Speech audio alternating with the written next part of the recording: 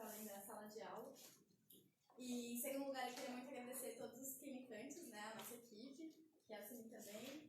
E, enfim, é um grupo super engajado, tarefeiro, organizado, coeso. Se não fosse esse gás todo que a gente dá sempre, a gente não ia estar construindo esses eventos, fazendo pesquisa. A gente acabou de ocupar o subcomitê da população e extensão de rua na prefeitura. A gente foi eleito, foi uma campanha, foi intenso. Não fosse isso, o esforço e o engajamento de vocês, isso não ia estar acontecendo. E, além de tudo, a gente tem fôlego para construir esse espaço dentro da universidade e dialogar e continuar construindo com vocês. E, por fim, agradecer a todo mundo que se interessou. A gente ficou super surpresa com o interesse das pessoas. A ideia no começo era fazer uma coisa menor. E aí, de repente, a gente teve que rearranjar os espaços. Então, também me desculpar pelos vários e-mails e formulários e inbox que eu mandei para um monte de gente. Mas a gente não estava contando com esse interesse, então a gente está super feliz. A gente queria convidar vocês para continuar acompanhando os nossos eventos. Em junho, a gente vai receber aqui na faculdade o Fórum Nacional de Clínicas Jurídicas. Então, se vocês têm interesse em conhecer metodologias alternativas de ensino do direito, venham, vai ser super interessante. E só um último parênteses, no evento tem 2 textos para o encontro de hoje. Um é o quadro de referência, que é uma coluna que a professora publicou, e um outro texto é o quadro de problemas, que é um dossiê super recente, de 2019. Os dois vão abarcar as discussões que tem hoje, e depois eu vou colocar mais um outro texto desse dossiê que pode interessar vocês. Então, é isso.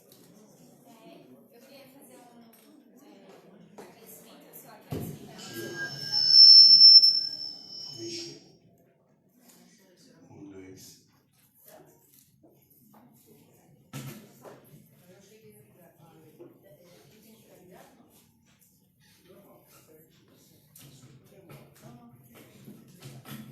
Eu sou a Kelsen, também sou coordenadora da Clínica de Direitos Humanos.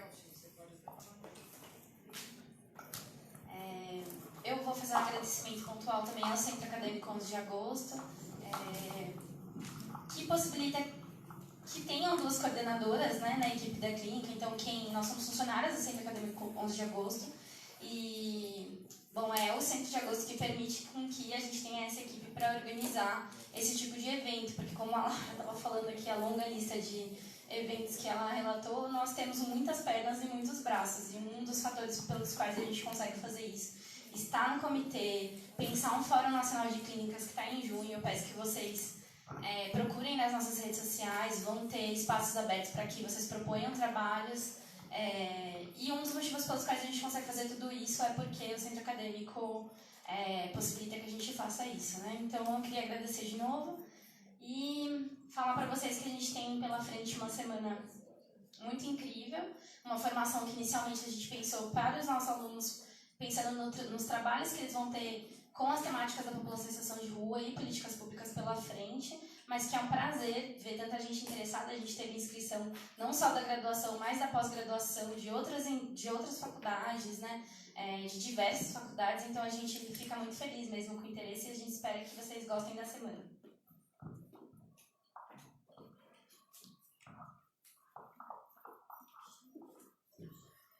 Bom, muito boa tarde a todas e todos. Eu começo cumprimentando a Laura e a Kelsen, nas pessoas delas, todos os que colaboraram, todos e todas as que colaboraram para a realização desse evento.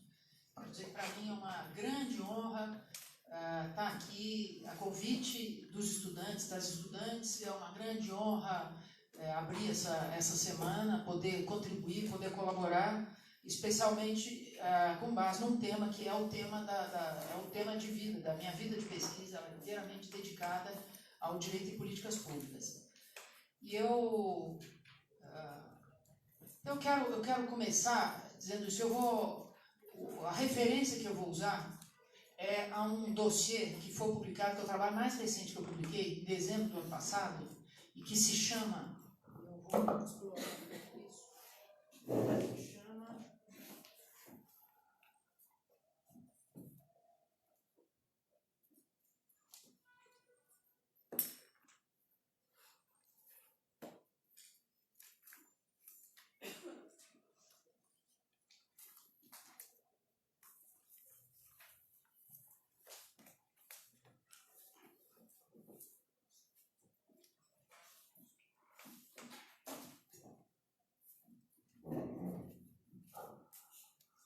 questão é que esse tema, essa combinação é muito vasta. Direito e políticas públicas é uma coisa muito vasta. Dentro disso podem caber vários temas.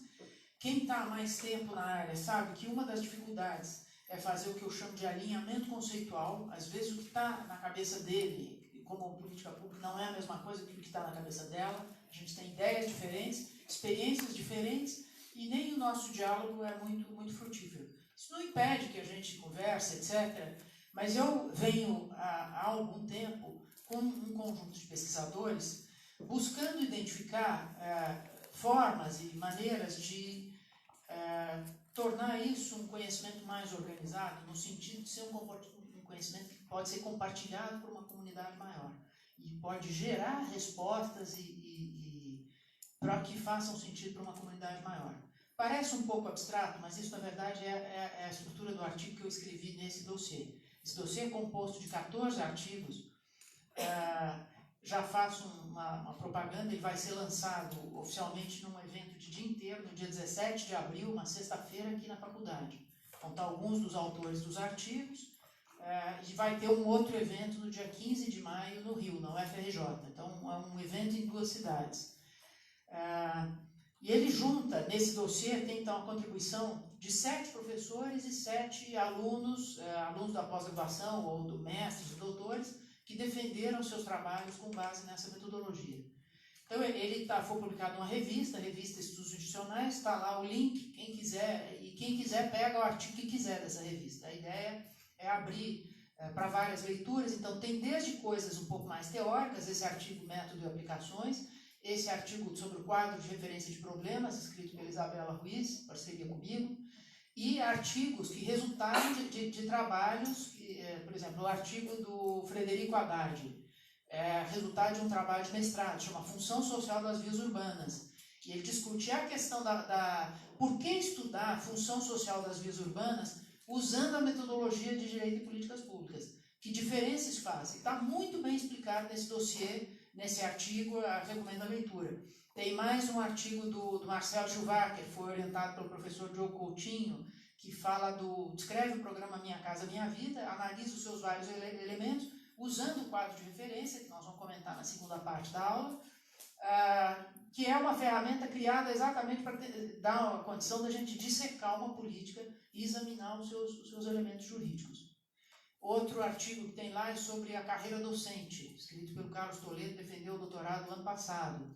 O outro é sobre as políticas de formação docente no Brasil, escrito pelo Igor Rafael de Jorge, é um mestrado que ele defendeu aqui na casa. Para mostrar para vocês que essa metodologia de Direito e Políticas Públicas, ela permite trabalhar uma série de temas sob uma série de enfoques e aspectos. Então, a preocupação desse artigo, esse específico, era tentar sedimentar, a partir da experiência, porque esse tema já não é tão novo, eu defendi o meu doutorado sobre esse tema 20 anos atrás, então já tem 20 anos de trajetória minha, mas de outros, né? Esse tema só cresceu no direito e cresceu fora do direito também. Hoje é uma coisa quase que banalizada, um gestor público vai à TV e fala das políticas públicas, isso é um problema, dificulta as políticas públicas, não há políticas públicas. 20 anos atrás não era assim.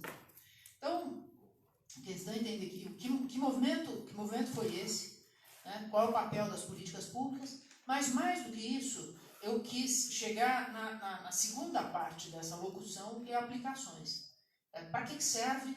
Qual o potencial? Se isso aqui é uma ferramenta, uma caixa de ferramentas, como dizia Jean-Claude Tenique, para que servem essas ferramentas? Que tipo de leitura, que tipo de intervenção ela permite? E mais uma coisa, porque a gente, nesse período, eu já dei curso na pós-graduação, na graduação, e é sempre uma coisa um pouco trabalhosa, eu acho que agora começa a ficar um pouco mais claro o que devem ser os elementos, e a gente tem que começar por isso. Qual é a diferença que faz você usar esse referencial de direito e políticas públicas? Em primeiro, ele te permite examinar problemas que não são os mesmos problemas, ou que são problemas novos, que requerem um outro tipo de olhar que o direito tradicional não proporciona. Mas eu não gosto, e vocês vão ver, quem lê esse artigo vai ver que no fim do artigo, eu não gosto de usar a dicotomia o direito das políticas públicas pública do direito tradicional. Aliás, esse artigo tem 5 partes, eu vou comentar um pouco elas todas, mas na primeira ele diz, não é um direito das políticas públicas. O direito de políticas públicas não é uma disciplina, ele não é um campo e nem um subcampo, ele é uma abordagem. Ele serve para estudar uma série de outras coisas, eu não preciso me fechar num campo só. E eu tive a demonstração disso, porque eu dou na pós-graduação essa disciplina. No semestre passado eu participei de banca de vários departamentos, banca de direito penal, banca de direito econômico, de direito ambiental, de direito administrativo, o que significa que essa abordagem de fato pode dialogar com cada um desses campos, ela pode trazer coisas novas. E o outro lado da moeda é que ela não é, como ela não é uma disciplina fechada, ela também não vai brigar com o direito tradicional. Eu tenho procurado dizer que a abordagem de direito e políticas públicas ela deve ser um fator de renovação da dogmática jurídica tradicional. E não de dizer, o direito tradicional não faz isso. Então nós temos que renovar e já está maduro o suficiente para a gente entender qual é a linguagem, quais são os suportes jurídicos das políticas públicas, o que caracteriza eu falar em direito das políticas públicas, quais são essas marcas que me permitem identificar que eu estou dialogando a partir dessa visão, dessa perspectiva e dessa abordagem. Eu vou exemplificar para tentar ficar um pouco mais claro. O Brasil, no período pós-democratização, especialmente se você pega as políticas mais estruturantes, educação e saúde, e assistência veio seguindo, ele veio assumindo uma linguagem de políticas públicas. O que quer dizer isso? Quer dizer que ele foi assumindo alguns elementos e algumas características. Então, primeiro, o que seria uma espécie de núcleo conceitual das políticas públicas, e depois, que linguagem é essa, que variações essa linguagem nos traz.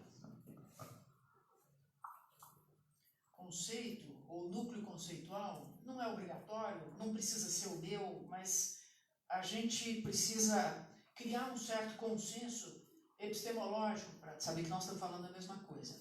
São programas de ação governamental.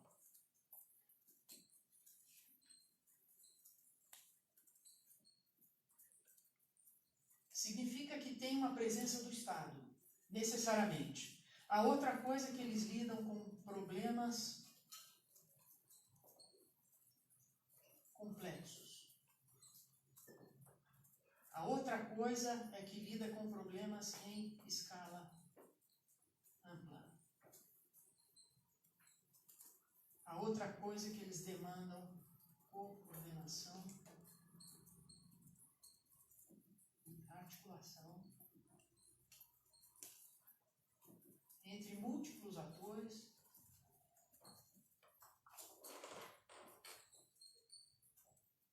que são públicos e privados.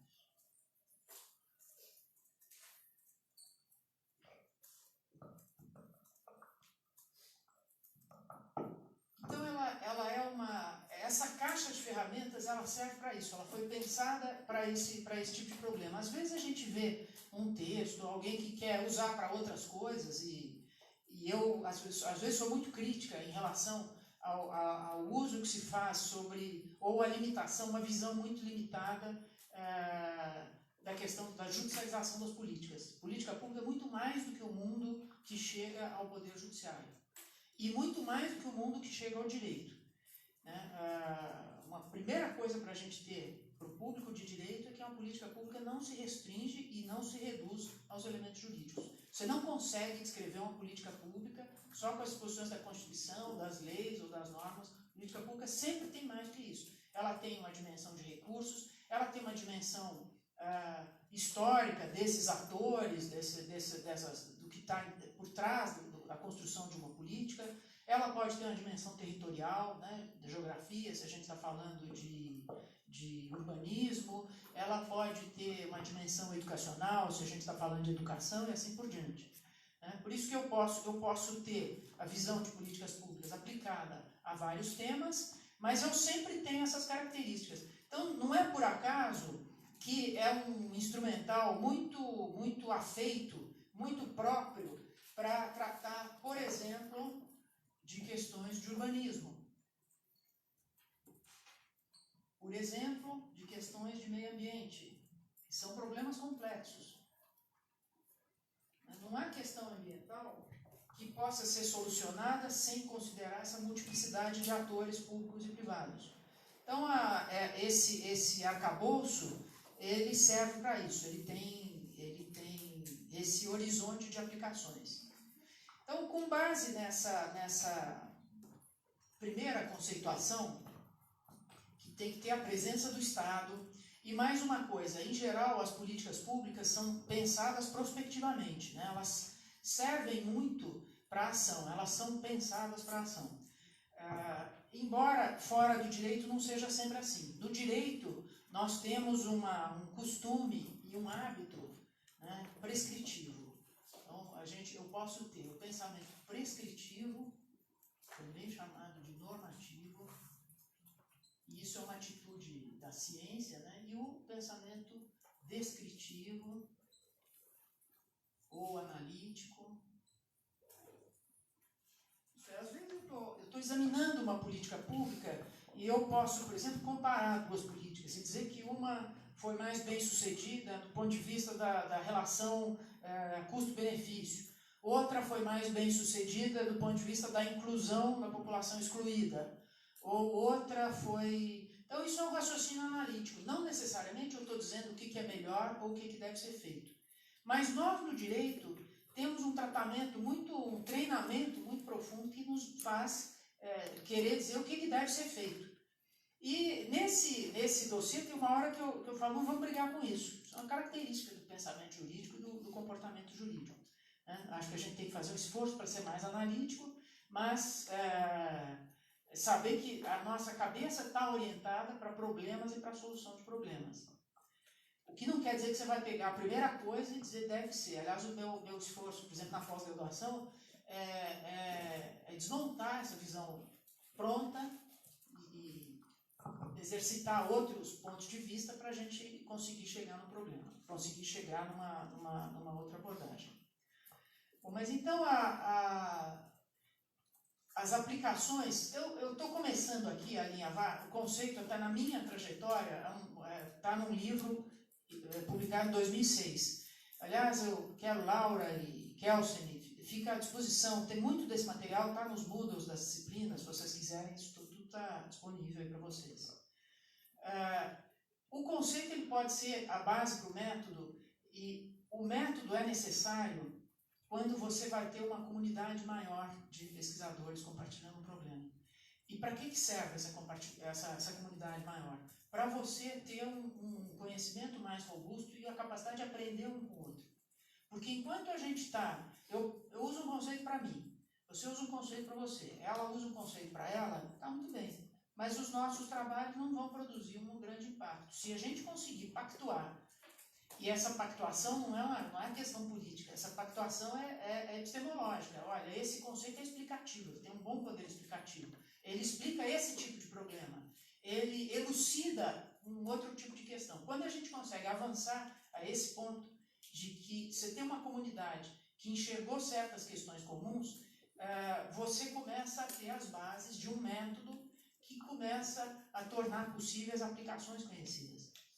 E as pessoas dizem, não vamos por esse caminho, vamos fazer uma aplicação que já foi testada em políticas públicas. Então eu vou voltar a um exemplo que eu comecei a falar e não terminei. Depois da Constituição de 88, se desenvolveu em vários temas essa visão de políticas públicas, por razões diversas. Mas se a gente pegar educação e saúde, são dois temas em que se desenvolveu uma abordagem suprapartidária. Eu não gosto muito da dicotomia política de governo e política de Estado, porque acho que ela é usada de forma adjetiva. A minha política melhor ela é de Estado, a do de governo. Agora, existe, é fato, uma diferença de institucionalidade. Uma política, um governo começa, mas chega um momento, quando ele tem o êxito de que essa política ultrapasse a duração da gestão dele, ele pode dizer que essa política se transformou em política de Estado. O melhor exemplo disso é o Bolsa Família. O Bolsa Família nasce meio lutando para se afirmar. Depois que ele se afirma, ele passa a ter a sua paternidade disputada por todos os governantes que se sucedem nas campanhas eleitorais. Cada um quer ser mais pai ou mãe do Bolsa Família que o outro, quer pôr um benefício, porque é uma política bem estabelecida. Esse é o melhor exemplo de uma política de Estado, uma política institucionalizada. Guardem essa palavra, porque a institucionalização de uma política pública é uma noção muito importante.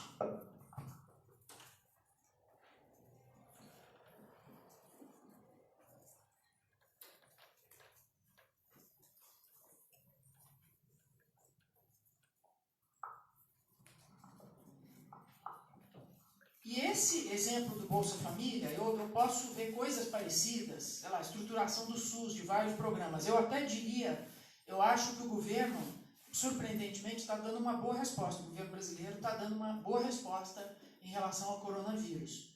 O fato do ministro ir todo dia para o jornal, falar, os assessores, os secretários, é uma boa resposta. E eu ouso dizer, eu arrisco dizer, sem conhecer a minúcia, que isso está sendo feito porque o SUS já fez isso outras vezes. Que houve a epidemia do H1N1 e houve antes uma outra epidemia. E o SUS já estava preparado para isso. Já tinha se articulado nacionalmente, tem protocolos de atendimento, tem formas de treinar, de capacitar. Então, o que esse ministério chegou, ele encontrou uma estrutura pronta, é um médico que ele conhece a estrutura do SUS e a estrutura do SUS está funcionando. É isso que está acontecendo. Então, o SUS é uma política plenamente institucionalizada. Embora a gente saiba que o SUS é um grande guarda-chuva. Debaixo desse guarda-chuva, você tem outros programas de ação, alguns mais institucionalizados, mais prontos, e outros menos. Mas você tem coisas que estão institucionalizadas se transformarem em políticas de Estado. Poderia dar outros exemplos. Agora, então, era de se esperar, até o momento eleitoral, que isso tivesse sido assimilado como linguagem da política do Brasil. Porque isso foi ocupando vários temas. O SUS, para ele estar institucionalizado, ele tem toda uma costura por trás que a gente não vê, que é basicamente a costura federativa. Quem discute o problema das políticas constitucionalizadas, e tem gente fora do direito que discute, eu acho que às vezes sem levar em conta esse aspecto, não leva em conta que a necessidade de pôr na Constituição algumas políticas não é só para dotá-las de uma maior garantia, é, por exemplo, para resolver o problema federativo. Como é que você vai fazer, inclusive, a pactuação de distribuição de recursos entre os entes federativos, se não na Constituição? Por isso que a educação está constitucionalizada e por isso que a saúde está constitucionalizada. Agora, houve, é verdade, outras políticas que fizeram a articulação federativa, até usando o exemplo do SUS, é o caso da assistência social, e que fizeram isso por meio de lei ordinária. E no caso do SUS é interessante porque isso foi feito 10 anos depois de ter sido editada, quase 10 anos depois de ter sido editada a Lei Orgânica da Assistência Social. Quando ela foi escrita, no começo dos anos 90, não se falava em sistema único. Mas depois o SUS mostrou que ele deu certo. Deu certo no sentido da articulação federativa, de uma boa distribuição da competência entre os múltiplos agentes públicos. Essa política depende necessariamente de municípios que fazem a atenção mais imediata à população, dos estados que fazem a atenção intermediária e da União. E esse mesmo desenho vai se repetir na educação, na saúde, na assistência. E, curiosamente, ele estava entrando, inclusive, em áreas que foram as últimas a chegar. Estou me referindo ao caso da segurança pública.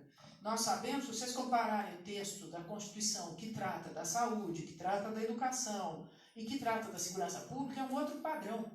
Eu poderia até dizer, e aqui eu já estou dizendo, já estou dando um passo além, que nós já temos uma série de características que permite identificar um padrão jurídico das políticas públicas.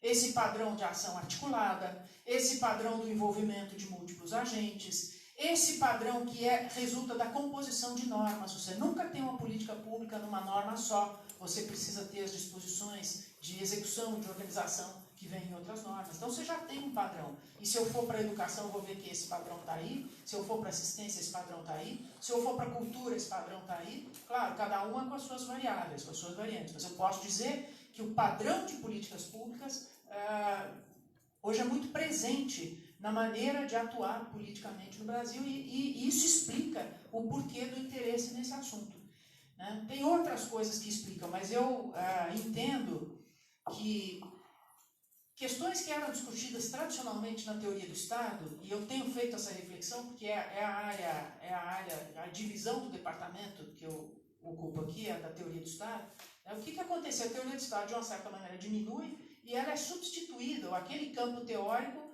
tem o seu lugar ocupado por outras áreas, em parte o direito constitucional, em parte a ciência política e, em parte, o direito em políticas públicas. Como se tivesse uma espécie de renovação da linguagem do Estado baseada na ação governamental. Isso aqui poderia ter um leque aberto, eu poderia falar de governança, poderia falar de relações público-privadas, mas eu prefiro trabalhar de uma maneira mais singela aqui, sabendo que essas noções podem evocar outras coisas.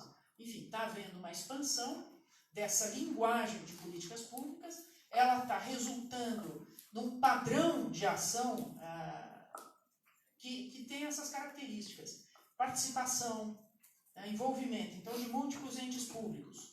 Também entes privados, que aparecem, seja na forma de participação mais tradicional, que a gente se acostumou a entender, não só conselhos, mas audiências públicas, consultas, impacto de avaliação regulatória. Quer dizer, não se concebe mais hoje fazer uma norma, nem o Poder Executivo faz, amanhã sai no Diário Oficial e ninguém sabia. Tudo isso tem um processo que vem sendo discutido. Isso é padrão de política pública. É um padrão pelo qual esses programas, especialmente os que têm mais impacto, têm alguma gama de participação. E participação não é só nesse sentido. Tem a participação no outro sentido, que é a própria presença de prestadores. E aí não vai haver acordo, né? Você pode pensar numa lógica de política pública, inclusive quando você tem o privado realizando o serviço público. E aí a dificuldade da política pública é regulamentar, disciplinar, estabelecer os limites, as condições, etc, etc. Bom, até agora o que eu falei parece que é razoavelmente tranquilo. Curiosamente, o que a eleição do governo Bolsonaro trouxe foi de uma certa maneira, um choque, quer dizer, de várias maneiras um choque, mas num sentido, um choque porque a maneira de abordar o governo, tirando a coisa mais histriônica e essa coisa, mas em relação àquilo que nós nos acostumamos a tratar como políticas públicas, não é mais. De uma certa maneira, ele recupera categorias anteriores a isso. Então, esse contraste nos dá a oportunidade de pensar em algumas coisas. Veja, eu estava exemplificando a segurança pública. Por que o SUS chegou a um padrão mais ou menos visível? Que a educação tem esse mesmo padrão, também é visível, a assistência social é visível, a cultura, meio ambiente, etc, etc. As cidades. Agora, a segurança é mais difícil ver. Primeiro porque o próprio artigo 144 da Constituição, ele tem uma linguagem completamente diferente dos outros. Ele não está dentro dos direitos sociais, ele não fala em articulação federativa, é como se fosse um artigo escrito num outro momento, com uma outra lógica, com outro princípio. E não é à toa, não é por outra razão, que foi a última das áreas a falar em sistema único. Mas, surpreendentemente ou não, foi editada uma lei criando o Sistema Único de Segurança Pública. Então, essa lógica de política pública chegou ao sistema. E, na minha opinião, é o que explica que algumas medidas, algumas iniciativas, alguns discursos tomados no início dessa gestão de 2019, seja pelo governo federal, seja pelos governos estaduais, não encontraram o eco que eles esperavam encontrar. Acho que eles esperavam ter um discurso mais duro em matéria de segurança pública e que o aplauso fosse geral, inclusive dentro das corporações. E não foi assim. Não foi assim. Dentro de várias corporações, os chefes, o comandante da Polícia Militar aqui em São Paulo deu uma entrevista na Folha de São Paulo, há cerca de um mês, em que ele responde com uma lógica de política pública. Então, por exemplo, ele compara a complexidade dos problemas e a sua escala. Ele fala de cidades parecidas com São Paulo, como é que elas resolveram a questão do crime. Isso é um típico raciocínio de política pública. que você não diz, olha, está acontecendo isso, eu vou fazer isso e aquilo. Ele diz, olha, cidades comparáveis, em Chicago era assim, eles fizeram tal coisa, em Nova York era assim, e se investiu um volume tal de recursos. Isso são raciocínios de políticas públicas. Então, tem uma linguagem de políticas públicas que de uma certa maneira se impôs ao governo. E eu acredito que é uma linguagem forte na medida em que ela é estruturante. Então, as políticas mais estruturadas, e que tem não só essa linguagem, mas em que os instrumentos jurídicos estão ligados, por exemplo, à necessidade de coordenação e articulação. O SUS, além de envolver múltiplos agentes, ele envolve planos de ação articulada ou coordenada.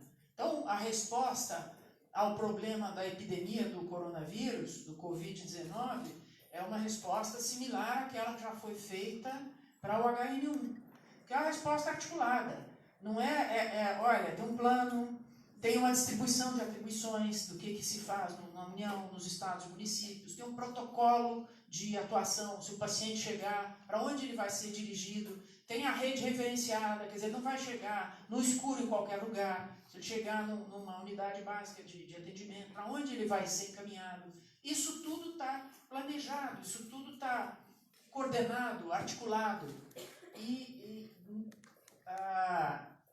envolvendo todas essas dimensões, quer dizer, tratando um problema complexo na sua verdadeira complexidade. Então, o que seria, agora vou então exercitar um pouco o contraste, o que é um raciocínio de política pública e o que é um raciocínio que não incorpora a dimensão das políticas públicas. Quando eu tenho um programa, uma legislação criminal que fala, por exemplo, da excludente de licitude, e ela não traz nenhuma justificativa, nenhum dado, ela vai sozinha àquela disposição, eu posso dizer isso não é um raciocínio de política pública. Porque eu posso tomar uma medida, se eu for a gestora pública, ou se eu for uma deputada, eu posso aprovar essa medida, às vezes na maior boa fé, achando que de fato isso aí vai ser bom para a corporação policial, vai diminuir a segurança, mas eu não tenho nenhum dado que diz isso. Eu não tenho nenhuma informação sobre um contexto similar que me diz isso. Eu não tenho nenhuma informação de articulação. Enfim, eu não tenho nada, aquilo não passa pelo teste de uma política pública. Aquilo é uma iniciativa voluntarista, uma medida isolada, em que não se sabe nem como ela vai se relacionar com as demais medidas daquela política. Então, quando eu falo em abordagem, direito e políticas públicas, é uma maneira razoavelmente abrangente de olhar várias experiências que já foram realizadas e que levam em conta todos esses elementos, e às vezes até outros elementos, porque aqui não se tem um monopólio, essa é a referência que eu sedimentei, mas outros autores têm outras referências. E especialmente se vocês forem para outros autores de fora do mundo do direito, as referências são outras. E tem aqui, eu não vou me ocupar disso, mas tem uma bibliografia hoje já muito conhecida, muito dela está disponível, por exemplo, no site da Escola Nacional de Administração Pública, que são cadernos sobre políticas públicas na ciência política. Então, a teoria, desde o ciclo de políticas públicas, a teoria do equilíbrio pontuado, várias teorias que são muito estudadas na ciência política, né, as agendas do Kingdom, e esse material está disponível, não sou eu quem vou falar, porque o que eu estou me predispondo a fazer é entender como é que isso entra no direito, como é que a gente deve tratar dessa matéria no direito. Mas não resta dúvida que é um material útil, é um tipo de insumo necessário, exatamente porque a gente entende que você não reduz uma política àquilo que ela tem de ato jurídico. Né? Então você tem que ter sensibilidade para qual é o entorno, e essas teorias todas nos mostram como é que isso avançou. Aqui em São Paulo tenho professores o Eduardo Marques, a Marta Rett, que tem vasta bibliografia também, se quiserem a gente pode indicar isso. Mas existe uma preocupação de desenvolver uma linguagem própria para o direito, para tratar de problemas que são próprios do direito. E eu já me ocupei um tanto de entender qual era a visão de outras áreas, a ponto de chegar à conclusão de que lá também tem muitas visões. E já vivi uma experiência que está até contada numa nota nesse artigo do dossiê, que é, fora do direito, tem acontecido congressos multidisciplinares, encontros multidisciplinares, e eles sempre se apresentam como muito abertos, né? Todas as áreas, mas quando o direito chega aberto, eles falam, direito aqui não, ó, nós não queremos decisão de jurisprudência, não queremos comentário de lei. Então o direito ele precisa entender a sua própria linguagem e como é que ele se relaciona. Eu tenho convicção de que, porque nós estamos falando de programas de ação governamental, necessariamente você tem todo o arcabouço do direito público envolvido.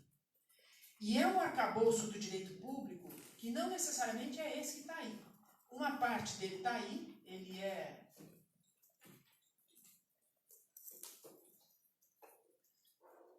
Então você vai lidar, por exemplo, com todo o instrumental do direito administrativo.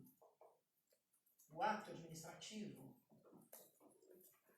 o processo administrativo, que tem sido o desenvolvimento mais recente, combinado com políticas públicas, mas você tem, então você pode pegar tanto temas que já existem, já estão tratados pelo direito, e simplesmente entender como é que eles se inserem no mundo da política pública, porque afinal, uma decisão de política pública, a forma jurídica dela é um ato administrativo, e como tal, ele tem que ter competência, finalidade, motivação, todos aqueles atributos que nós aprendemos no direito administrativo clássico. Porque não necessariamente ele briga com o direito administrativo clássico. Uma parte desse direito administrativo tradicional é instrumentalizada pelas políticas públicas. E uma parte dele é ressignificada pelas políticas públicas. Então, a própria noção de processo administrativo, que pode ser entendida como processo a serviço da regulação, da função ou da função normativa, quando você coloca ela no cenário da produção de uma política complexa, suponha uma política de habitação, que não vai se resolver numa norma só, aí o instrumental do processo administrativo ele tem que ser muito ampliado. Então ele é ressignificado e recriado dentro dessa lógica de políticas públicas, de múltiplos atores, de ação articulada ou coordenada. Tem um exemplo, e eu tenho uma aluna que está estudando, eu estou sugerindo que ela faça esse estudo, que é sobre as estratégias. Então, não são políticas públicas fechadas, estruturadas, mas a ENCLA, a Estratégia Nacional de Combate à Corrupção e Lavagem de Dinheiro. O que é uma estratégia para o direito? E eu estou provocando uma dissertação de mestrado que ela diga exatamente, que ela descreva a estratégia do ponto de vista do direito. Porque a estratégia é um conjunto de atos, convênio, contrato, e é muito flexível. E quando a gente vai estudar, e ela fez o TCC lá em Santa Catarina sobre isso, e era um trabalho muito bom, e ela mostra como é que a ENCLA foi se estruturando, foi se organizando com base nesses instrumentos, que eram então atos, mas eram convênios, eram decisões comuns, eram portarias compartilhadas, eram às vezes coisas muito singelas, por exemplo, atribuição de diárias, né, pagamento de diárias, que é como funciona um dos componentes da Força Nacional.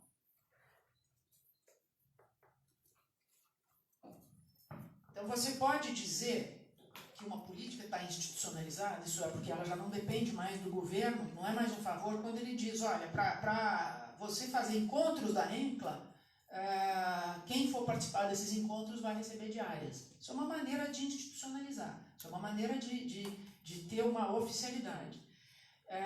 Agora, isso é uma faca de dois gumes, porque numa fase dessa estratégia, essa flexibilidade, vamos chamar assim, essa diversidade de instrumentos, o fato de você não ter uma regra muito estrita, dizendo quais instrumentos eram possíveis, que aquilo que seria lido de fora como uma coisa burocrática, foi vista como um aspecto positivo.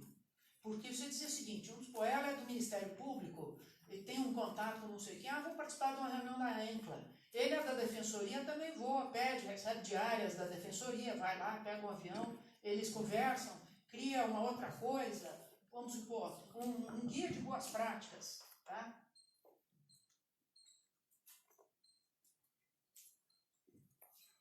Vamos usar um guia, mas um guia não é um instrumento jurídico. Tudo bem, vamos imaginar que ele seja aprovado por uma portaria. Uma portaria aprovando o guia de boas práticas em matéria de, sei lá, presídios femininos, uma questão qualquer de execução penal relacionada com isso. O MP, a Defensoria e mais a Secretaria de Administração Penitenciária aprovam um guia de boas práticas que vem na portaria. São maneiras de institucionalizar uma política. Daqui a pouco eu vou falar um pouco sobre explorar esse conceito de institucionalidade da política. Então, são maneiras de conferir alguma juridicidade, né? Se você tem um ato normativo, um ato que naquele caso, no caso das estratégias, eu tenho não apenas a ENCLA, mas eu tenho aqui, exemplo, ENCLA. Mas eu poderia ter a estratégia, poderia estender esse exemplo para a estratégia saúde da família.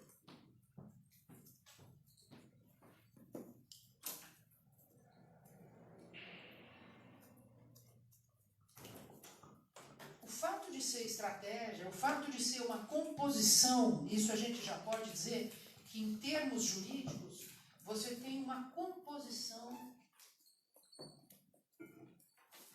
de atos, formas e expressões jurídicas. Essa é uma das dificuldades do tratamento jurídico dessa matéria, porque eu não estou falando, e quase esses exemplos todos que eu dei, se vocês fizerem esse teste, vocês vão ver que é uma composição. Você tem múltiplas formas, múltiplos suportes jurídicos. Isso está naquele artigo de 2006 que fala do conceito, fala dos vários suportes jurídicos. Quero identificar qual é mas qual é a regra dessa política pública? Vocês vão ver na segunda parte da aula, eu vou comentar o quadro de referência. E o quadro de referência, ele não fala da norma da política pública, ele fala da base normativa da política pública, que dificilmente é resumida a uma única norma. E essa base normativa geralmente tem mais de um ato. E geralmente tem mais de uma norma. E uma das coisas que a gente tem, a nossa dificuldade, é achar, não basta listar todas. Porque listar todas e não listar nenhuma é a mesma coisa. Você tem que listar todas, mas entender qual é que dá a lógica do conjunto. Tem alguma coisa que dá a lógica do conjunto, e aí a gente entra num negócio muito interessante, que é aí é que entra o componente político de uma política pública. Uma política pública, ela não se resume ao direito. Se você quer entender qual é a lógica dela, você tem que entender qual é a história política e qual é o componente político. Senão você não vai saber, no meio daqueles decretos, portarias, no meio daquelas leis, medidas provisórias, qual é que pesa. Qual é aquela que, se for retirada, desmonta a política pública inteira. Deve ter uma. E essa é dada pela gênese política, é dada pelo processo de elaboração, pelo processo de construção da política pública. E aí entra novamente a noção de institucionalização. Vou lá e aí depois volto aqui nesse exemplo. A institucionalização é uma noção. Eu trabalhei, tem um livro que eu escrevi em 2013 chamado Fundamentos para uma Teoria Jurídica das Políticas Públicas, que se tudo der certo, na próxima semana eu termino a segunda edição e aí publica de novo, o livro volta para a praça. E o terceiro capítulo é destinado, então ele trabalha dois conceitos, que são dois conceitos que também fora do direito são muito usados. Instituições, institucionalidade, institucionalismo, né, é um conceito recorrente em políticas públicas, tanto que os livros dos anos 90 falam muito do neo-institucionalismo. Na verdade, nos neo-institucionalismos. Há vários neo-institucionalismos, os mais conhecidos são os da escolha racional, que tem um enfoque mais econômico, o da organização, que é com base na teoria das organizações, o mais sociológico, e o neo-institucionalismo histórico. O que eu jamais explorei com os alunos é o neo-institucionalismo histórico. Então, no dossiê tem alguns artigos do Carlos Toledo, usa essa metodologia, o do Igor usa também, chegamos a passar por aí. Mas existe uma elaboração, e esses conceitos não foram escolhidos do acaso, porque ele tem uma antiga história no direito. A ideia de instituição tem todo um acúmulo no direito, e esse acúmulo quer nos dizer alguma coisa. E isso está nesse livro de 2013, isso eu testei com vários trabalhos, e eu acho que é realmente uma noção que alicerça depois desse tempo todo, estou muito convencida que é uma noção que alicerça o conhecimento do trabalho em políticas públicas. Então, isso está naquele capítulo 3 do livro, mas eu acho que ele pode se escrever, ele aparece no quadro de referência, mas uma coisa quando você testa e tal, ela vai ficando simples. Minha tentativa com esse método de aplicações é chegar numa apresentação tão simples que ela possa ser aplicada para cada política. Então, se ela parece meio fechada, meio abstrata, o meu esforço agora tem sido ilustrar, simplificar, para tornar ela usável e usável para várias situações e para várias pessoas. O caminho é esse. E a institucionalidade, eu acho que tem uma maneira simples de descrever. Eu uso um autor italiano chamado Santi Romano, que está sendo redescoberto, repesquisado agora. Até recentemente um aluno da pós estava fazendo uma pesquisa e me mandou 3 artigos que falam do Santi Romano agora. E tem uma razão para isso. O Santi Romano é um autor do começo do século XX que falava do pluralismo jurídico e ele fala do processo de formação do direito. Na verdade, ele está tratando das fontes do direito. E isso é uma coisa que está em alta. E essa é uma maneira da gente contrapor e contrabalançar uma ideia e todo um fazer e um pensar do direito muito baseado em decisões judiciais. O que a justiça decide? A ideia de institucionalidade nos permite jogar a luz sobre o processo de criação do direito, de formação do direito. A lógica, e esse processo de criação, ele tem a ver com a sua raiz política e com a sua raiz social. Então o direito recupera uma vida, no momento em que nós estamos vivendo uma crise dos regramentos, ele busca recuperar a fonte da legitimidade, que é o processo de formação do direito. É lá que está o seu fator de legitimação. O Santi Romano não diz tudo isso, isso é uma releitura que eu faço a partir dele, mas ele nos dá 3 critérios quando ele fala de instituição. Ele diz que a instituição e a institucionalização são baseadas na despersonalização, na organização e na regra jurídica.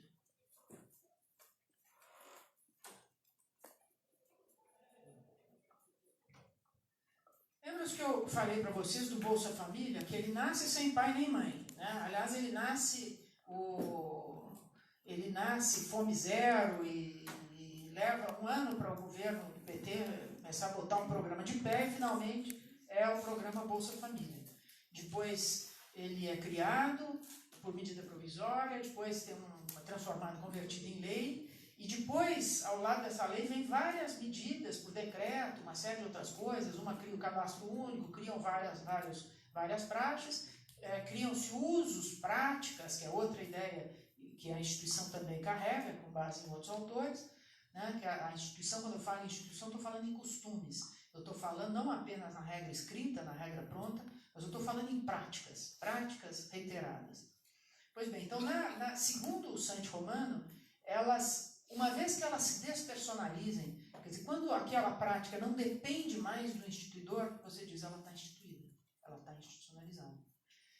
Quem é gestor público, e mesmo numa gestão de qualquer coisa, até na gestão privada, às vezes você quer introduzir um hábito novo, um procedimento novo, e você sabe que no começo vai bater cabeça, né? Vai criar regra e a pessoa vai recusar, vai não sei o quê. A partir de um certo momento, aquilo vai se tornar um hábito e aí não precisa mais estar aquela pessoa que queria criar aquele hábito. Ela pode ir embora e o hábito está criado. Isso quer dizer que a coisa está institucionalizada. Então, não apenas ela foi despersonalizada, quer dizer, ela não depende mais da pessoa que ela instituiu, mas ela está apoiada sobre uma determinada organização. E essa organização necessariamente tem por trás dela a regra jurídica. Então, a instituição do Santi Romano tinha esses 3 elementos. E ele dizia mais uma coisa. que é o que tem a ver com as fontes do direito. Ele diz o seguinte: instituição são as regras e o que põe as regras.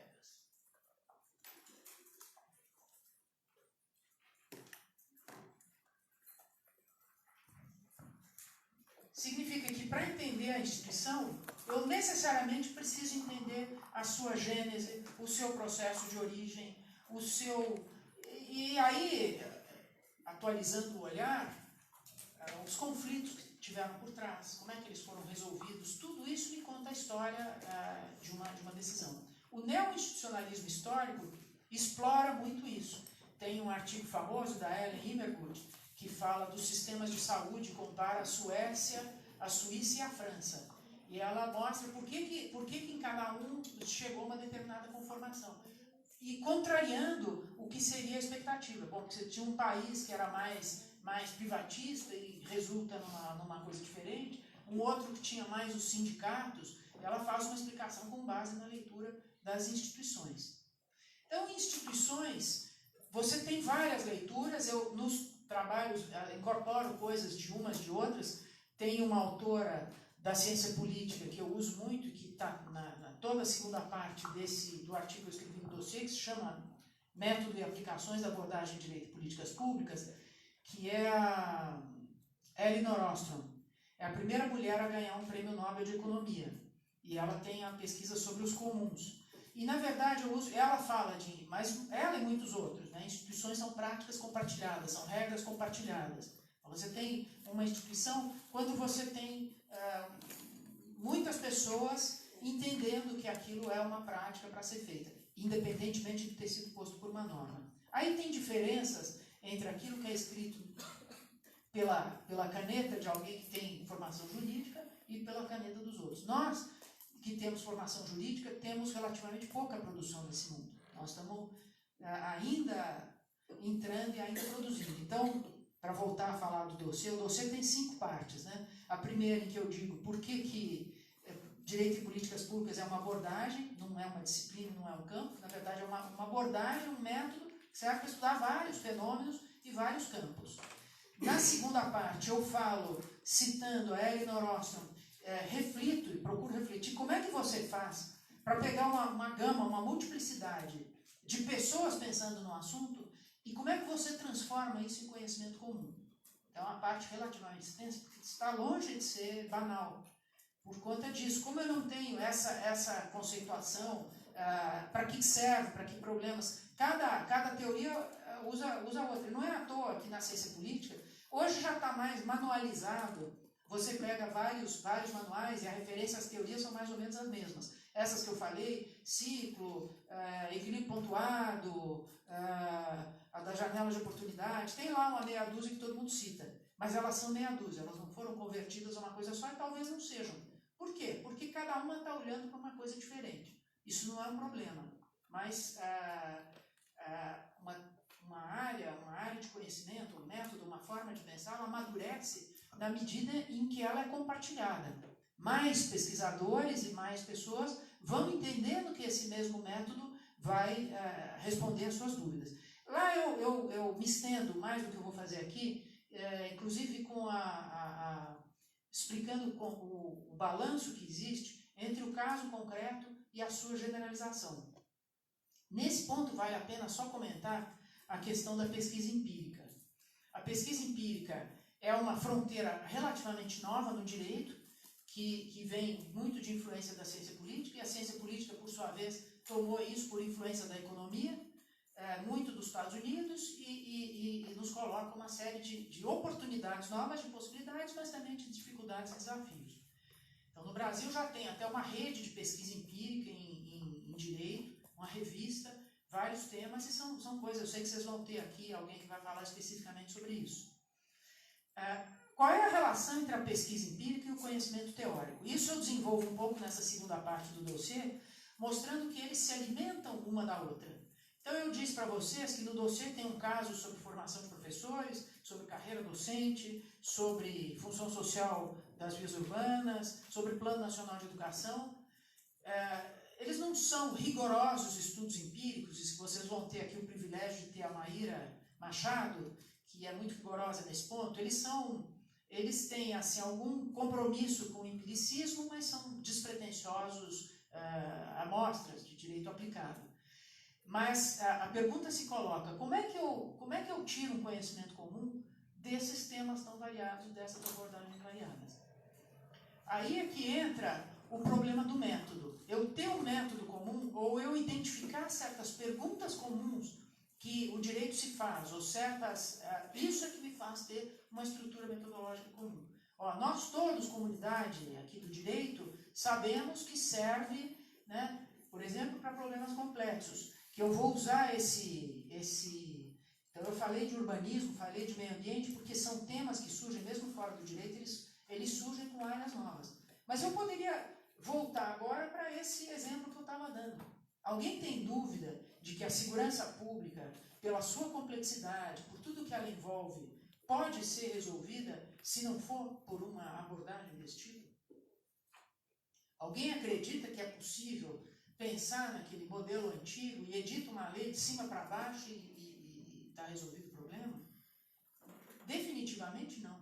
Porque ele tem vários planos, ele envolve não apenas entes públicos e privados. Hoje você tem toda a questão da segurança privada, que está, aliás, é autorizada na Constituição. Você tem a questão federativa, você tem a relação da polícia militar e a polícia civil, você tem o problema da cooperação internacional em matéria de atividade policial. Enfim, você tem uma gama tão diversificada, e tão ampla, e uma teia tão complexa de problemas, que você vai ter que, obviamente, fazer uso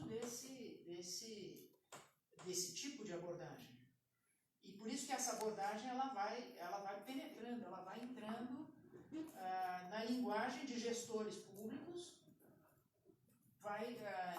por isso que se faz a menção à política pública agora.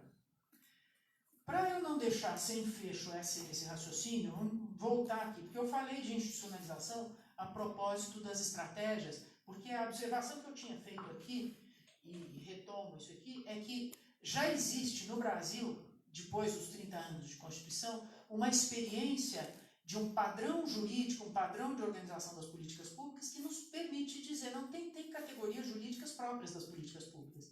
E eu até acho que o passo que eu penso em dar agora é isso, fazer um mapa desses expedientes. O que caracteriza? Então não é mais olhar de fora, é entrar dentro da dogmática jurídica e fazer um mapa dos conceitos, das práticas, o que foi usado, o que deu certo. Então alguma coisa já foi feita. Por exemplo, um curso de pós, uns anos atrás, a gente trabalhou o processo legislativo e disso resultou um artigo muito bom que está publicado na Revista de Políticas Públicas, lá de Brasília, do Clóvis Pinho, sobre as medidas provisórias. Por que as medidas provisórias são uma forma normativa muito apropriada para políticas públicas? Porque isso é uma coisa recorrente. Você vai ver que o ProUni nasce por medida provisória, o Bolsa Família, tem várias que começam por medida provisória. E o Clóvis analisa isso aqui. Então, nós já não estamos mais na fase de dizer o direito novo, um direito novo e o direito antigo. Na verdade, tem uma ressignificação do uso de instrumentos jurídicos que são usados, ou novos usos, ou mesmo a demanda de novas regras. Estão aparecendo nas normas que estão sendo editadas e nas leis, está começando a haver mais menção às políticas públicas. Eu acho que não é ainda uma menção muito organizada. Na LINDB, no artigo 26 ou 28, na Lei de Introdução às Normas do Direito Brasileiro, um desses dois artigos faz menção a políticas públicas. Mas, na minha leitura, ainda é muito dentro de uma lógica de controle. Ele diz o seguinte, que no controle de políticas públicas se considerará as razões de políticas públicas. Bom, é um avanço, mas não é ainda, e a gente, por mais que a gente não queira estudar o direito a partir da sua positivação, a positivação é uma obrigação. Bom, está na lei e isso muda a realidade das coisas. Por mais que os cientistas políticos não gostem ou não queiram, o fato de estar na lei tem um peso muito grande, isso tem um efeito vinculante, as pessoas vão cumprir, etc. Então tem essa norma e está sendo discutida no Congresso. Além disso, no governo, acho que já no governo Temer foi editada um programa de revisão das políticas públicas. Também é sobre um aspecto específico, é o aspecto do gasto e o aspecto da eficiência do gasto, da relação custo-benefício. Então, estão fazendo uma revisão de programas com base no custo-benefício. É um olhar um pouco diferente desse, mas que está contido dentro desse. Quer dizer, tem uma linguagem para o direito e um arcabouço teórico que vai se desenvolvendo a partir não só dessas percepções, mas da capacidade da gente ler a realidade que essas percepções nos dão. Então, nós vamos ler coisas novas que foram feitas a partir dessa percepção. Então, essas leis são leis de controle, né, leis de avaliação de políticas públicas. Na minha opinião, elas ainda muito focadas na questão do controle. Eu acho que não vai ter uma lei sobre a edição das políticas públicas, porque ela é uma espécie de contradição em termos. E justamente eu acho que a edição de política pública não pode ser reduzida à lei. Embora eu possa ter uma lei que trate do processo legislativo, que trate do processo normativo do Poder Executivo, quais são as regras para o Executivo editar suas normas, mas não necessariamente eu abranjo toda a lógica de política pública. Enfim, esse campo vasto do direito e políticas públicas, ele vai gerar um campo de pesquisa, e, na minha opinião, que começa com a documentação. E o papel do trabalho empírico no direito, eu acho que passa muito por aí. Por exemplo, documentar essas experiências. E documentar com a linguagem do direito. Então, o que eu estou propondo para a Giovana é que ela descreva a ENCLA enquanto um processo jurídico. Houve um processo político, né, se você pegar a fonte do direito, que era aumentar o combate à corrupção e à lavagem de dinheiro. Num certo momento se valeu dessa flexibilidade e talvez por causa da flexibilidade isso acabou depois sendo usado num outro sentido político. Essa flexibilidade foi muito positiva para uma coisa e depois negativa para outras. E se você pensar, inclusive para a sua institucionalidade, talvez ela não seja positiva. Talvez ela sofra uma descontinuidade, como coisas que a gente vê em políticas públicas. Então, vejam que surgem problemas jurídicos novos, que vão demandar respostas jurídicas novas. Então, não se trata mais de dizer ao direito tradicional. Não, algumas delas são categorias do direito tradicional, que vão ser recolocadas, repostas para essa nova institucionalidade. Então, eu acho que, no artigo, e aí eu vou terminando essa primeira parte, porque depois minha ideia é fazer um debate, né, abrir para perguntas, vocês falarem, e aí na segunda parte falar do quadro de referência e um pouco a experiência que a gente teve. Então, no artigo eu já descrevi a primeira parte, né, abordagem a um campo, como é que você faz para dar escala para o conhecimento. Na terceira parte, o que eu faço? Uma revisão bibliográfica dos autores mais importantes, ou autores que têm uma produção mais significativa de direito e políticas públicas, que são muito poucos. Isso foi extraído, em parte, de uma pesquisa que também está publicada no artigo, chamado Estado da Arte do Direito e Políticas Públicas, que foi elaborado por um mestrando, que é o Matheus Silveira de Souza, sob a minha supervisão. Mas nessa pesquisa ele encontra alguns autores e eu somei dois que eu já conheci e faço uma revisão em profundidade daquilo que eles diziam. E tem uma coisa interessante, é que são autores que escreveram já há um bom tempo, eles escreveram nos anos 90 e não deixaram escola. Aliás, quando o Matheus começa a fazer a pesquisa, esse era o mote. Bom, onde é que estão? O que já se escreveu no mundo sobre direito e políticas públicas? Isso fez escola? O que resultou? E aparentemente, é o resultado que está publicado, não fez escola. Quer dizer, é muito interessante, todo mundo acha isso muito interessante, mas é muito intrincado. A minha hipótese, e eu até chamo isso no começo da terceira parte, é que é o direito labirinto. Esse direito labirinto, ninguém se aventura aí. Ou porque você vai, e aí é melhor você ir para áreas já conhecidas. Por exemplo, você fazer o mesmo trabalho dentro do direito administrativo, dentro do direito constitucional. Não criar essa área própria. É difícil criar essa área própria, a minha conclusão é que essa área não foi criada, e mesmo essa abordagem não foi criada, isso está contado lá. Depois, a quarta parte do artigo, ela fala do problema do Estado, que é um problema também bom de se saber, porque você tem momentos diferentes de falar de políticas públicas. A gente, no Brasil, quando a linguagem das políticas públicas chega, é nos anos 90, na época das privatizações do Banco Mundial. Então tem um contingente razoável de autores, e lá eu cito dois, o professor Berkovitch e o professor Massoneto. Hoje eu acho que até eles reviram a posição, mas que entendia que a política pública era uma linguagem do neoliberalismo, era uma linguagem que não devia ser utilizada, e nesse tópico eu discuto isso, inclusive com autores que são autores que esses autores usam, que é, por exemplo, a Célia Lessa, talvez a maior autoridade no Brasil em direitos sociais, e ela diz, olha, políticas públicas e políticas públicas sociais hoje é a mesma coisa. E outra autora que fala isso é a Celina Souza, que também é uma grande autoridade em matéria de políticas públicas. Ela diz, isso no passado era assim. O que me faz dizer que houve uma ressignificação desse termo. E ele passa a abranger a descrição daquilo que acontece no Estado Social, não mais sob o prisma do neoliberalismo. Então eram obstáculos. Eu achei que eu tinha desligado.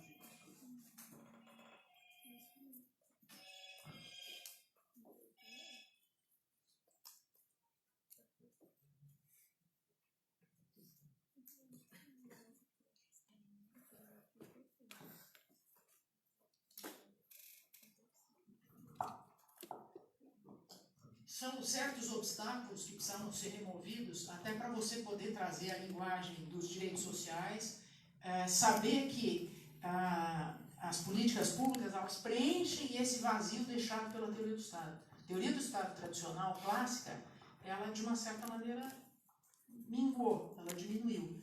E as políticas públicas vêm expandir esse lugar. O último tópico do artigo, ele fala das aplicações. Aí sim, depois de ter passado por esses 4 temas, ele fala das aplicações. E ele fala das aplicações mais ou menos fazendo um balanço daquilo que já existe. E aí, com isso eu vou terminar essa parte da aula, identificando 3 aplicações que são mais frequentes, ou podem ser agrupadas da seguinte maneira. Primeiro, o direito dos direitos sociais. Ela aqui fazendo uma homenagem ao meu professor querido Fábio Comparato, que foi quem me apresentou o tema das políticas públicas. Ele falava direito da educação, não direito à educação, direito da saúde, direito da assistência. Quer dizer que esses campos, eles desencadeiam uma produção jurídica que tem um padrão diferente. Eu não falo mais, a minha maneira de organizar os conceitos jurídicos, as intervenções jurídicas, é muito ordenada pelos direitos. Então, essa é a primeira vertente, né? A vertente dos direitos. A segunda vertente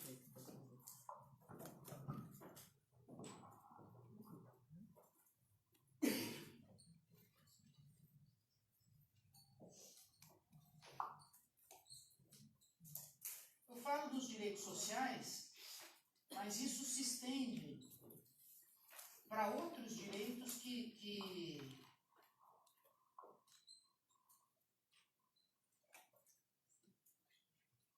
cuja realização, cuja efetivação está apoiada sobre uma estrutura complexa, que é, por exemplo, o direito da infraestrutura.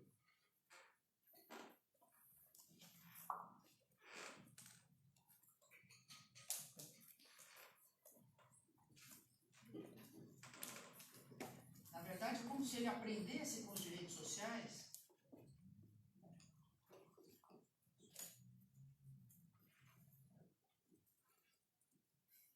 uma forma de pensar que tem múltiplos atores, que depende de coordenação, que depende da atuação governamental. Então, essa vertente serve para isso.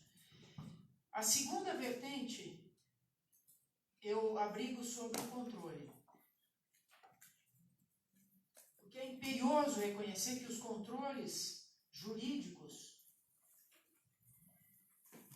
de políticas públicas geraram a maior quantidade de produção, e é preciso entender que produção é essa, como é que ela se organiza. Então vai desde o controle judicial, Ministério Público e formas próprias de atuação do Ministério Público. Isso que eu já cansei de falar para aluno, para a gente. Por exemplo, tem poucos estudos que eu conheça que sistematizam os TACs que o Ministério Público fez em matéria de políticas públicas. Pegar 100 TACs e entender o que eles têm de comum, feitos em lugares diferentes, por promotores diferentes, eles são comuns, não tem procedimento comum, tem critérios comuns, isso não está feito ainda. Tribunais de contas, então tem toda uma produção que foi feita aí que precisaria ser examinada, revolvida sobre esse critério. E uma terceira vertente é a dos campos jurídicos.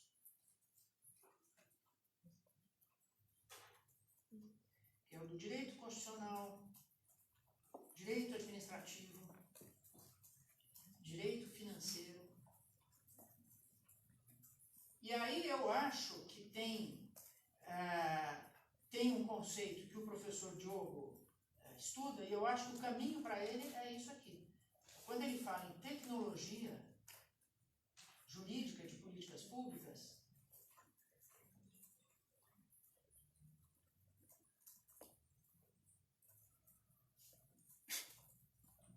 eu acho que essa tecnologia vai ser desenvolvida dentro desses campos jurídicos. Por exemplo, o direito financeiro, hoje você tem especialistas em direito financeiro dentro da área de políticas públicas. Direito financeiro da educação, o financiamento da saúde, o financiamento da assistência. Se criou uma linguagem, temas, problemas, revista. Então está se desenvolvendo por aí. E está se criando essa tecnologia jurídica. Essa tecnologia, e aí para terminar, é o último tópico do artigo, é aquilo que no livro do professor Tércio Sampaio Ferraz, quando ele fala da introdução, no livro de introdução, a tecnologia é uma das funções da dogmática jurídica. Então eu uso não só ele, mas a dogmática jurídica é uma forma de tecnologia. Então o que eu estou propondo é uma dogmática jurídica das políticas públicas.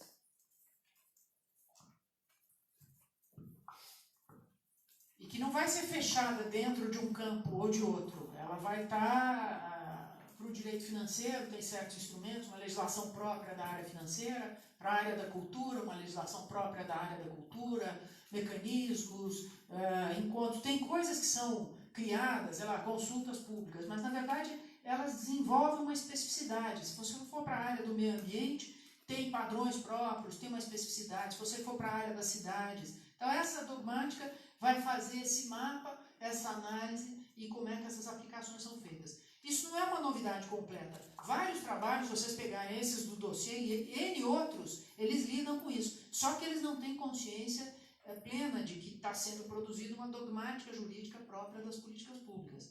Quer dizer, que tem todo um jeito de tratar. Eu poderia passar isso aqui, que era uma ideia boa, embrionária, precária, flexível, traduzir isso numa linguagem da dogmática, ou aprimorar esse instrumento.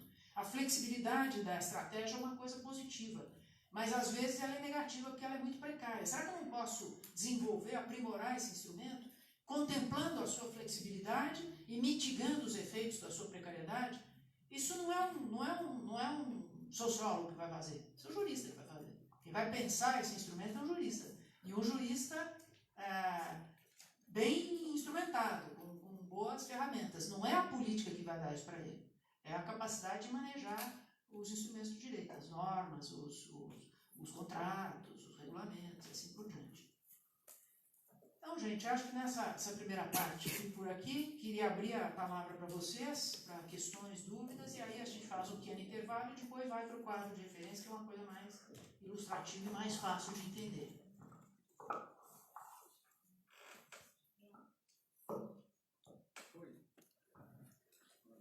Eu vou só sugerir uma coisa, se houver mais perguntas, que a gente faça em bloco, faz uma, duas, aí a gente faz um problema. A gente pode fazer inscrição se tiver mais de você. Constantino. Um breve comentário que eu lembrei que, na verdade, muitas portarias existem, mas por vezes não existe o orçamento correspondente, né? No caso, por exemplo, da medicina complementar, é uma portaria que existe no SUS, mas não há nenhum orçamento. E aí a minha pergunta vai para a Constituição, porque na área de orçamento tem lá previsto uma lei complementar que nunca foi editada. Da mesma forma, tem lá uma lei complementar prevista no artigo 23 para a cooperação federativa, que também nunca foi editada, né?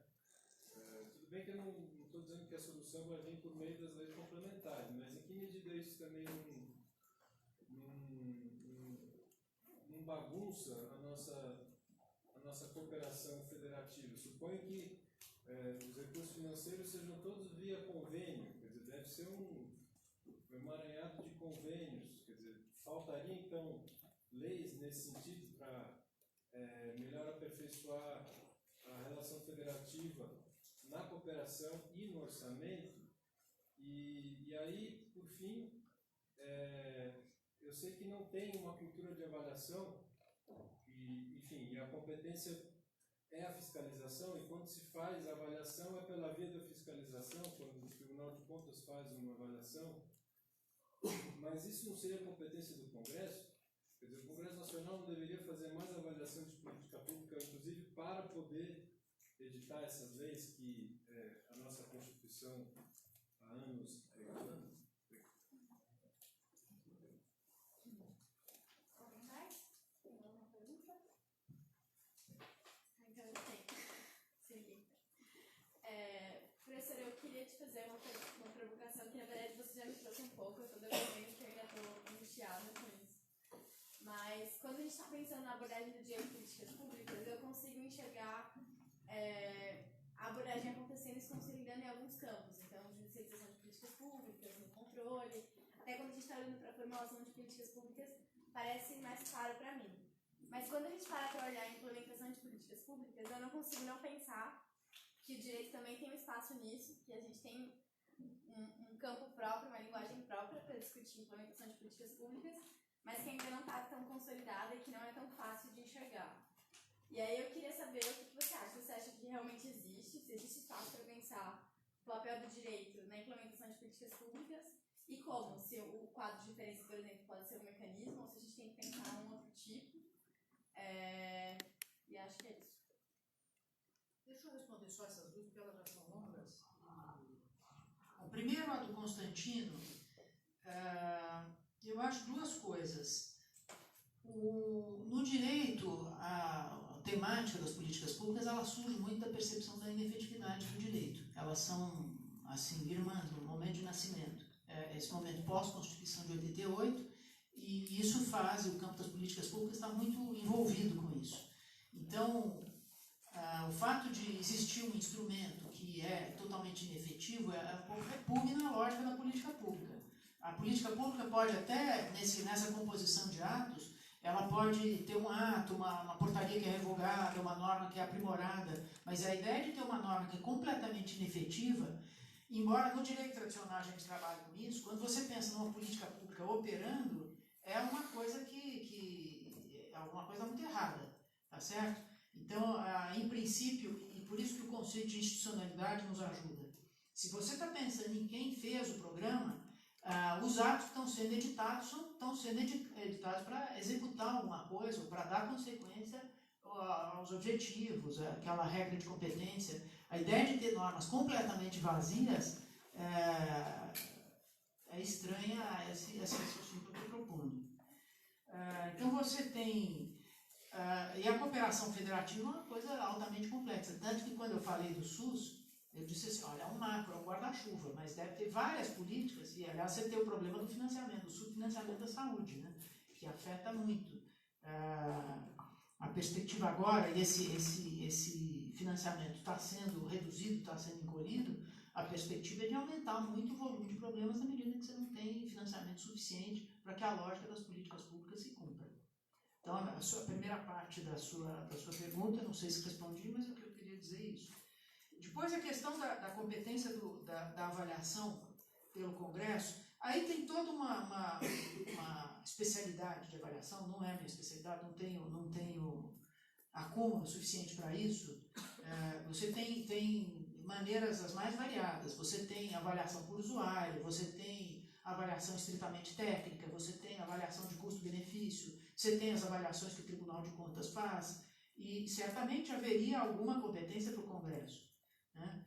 O Congresso nosso, em parte ele faz isso né, no orçamento, quando ele amplia a prova, ampliação, continuidades, e mesmo na replicação desses modelos. Pode não aparecer, quando eu falo do SUAS, o SUAS veio com uma lei editada 10 anos depois de uma outra lei. Claro que pesou nos debates legislativos o fato de se basear num modelo que já tinha sido testado e aprovado. Mesma coisa na segurança pública, em que era altamente improvável essa cooperação federativa que apareceu na lei do SUSP. Tão improvável que é uma lei que está muito incipiente, muito pouco implementada. Mas existia algum tipo de avaliação, porque eu não gosto de apreciações do tipo, o Congresso não pode isso, não pode aquilo. O Congresso tem apreciado, sim. Quando ele vai aprovando, quando ele discute, especialmente quando não estou falando daquelas aprovações isoladas, assim, mas dentro de programas que estão feitos e tal, tem uma apreciação dentro do Poder Legislativo. Eu acho que nós vamos avançar para essa cultura, não resta dúvida. Mas eu não acho que isso que é a lei da avaliação que vai fazer isso. Essa lei me parece muito burocrática e muito calcada nos mecanismos jurídicos de controle que a gente tem hoje, então eu tenho as minhas dúvidas. Mas se nós vamos caminhar para uma cultura disso, eu acho que é o mais provável. Em relação ao que a Laura diz da fase de implementação, eu sei que existe a implementação, é um tipo de estudo, é um tipo de recorte que é feito com base no ciclo das políticas públicas, né? Constituído, alguns dizem de 5, outros dizem de 7 fases, de colocação na agenda, formulação de alternativas, decisão, implementação e avaliação. Então nós falamos um pouco da avaliação e agora falamos da implementação. Então a implementação corresponde a um vasto mundo de estudos e uma linguagem própria, da qual também não estou completamente apropriada, mas tem gente que está no grupo de pesquisa, que está estudando isso, está trabalhando com isso.